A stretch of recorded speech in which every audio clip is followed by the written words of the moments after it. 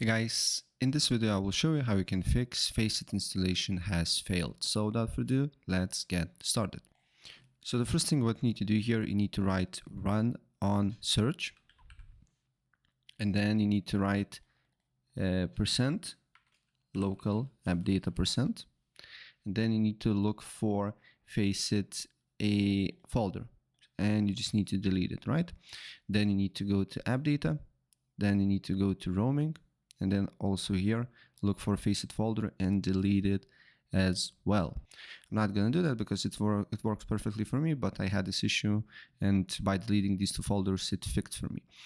And also, if you cannot play Faceit, download Faceit, you can always just install a anti-cheat and get Faceit on the browser. Also, what can it be is some files that is left on your computer previously when you install Faceit. So look for Faceit, and if you have some Faceit or Faceit anti-cheat, try to just uninstall them and then try to just open a browser and install them again, and it should work. So yeah, that's basically it. If I help you out, please press like.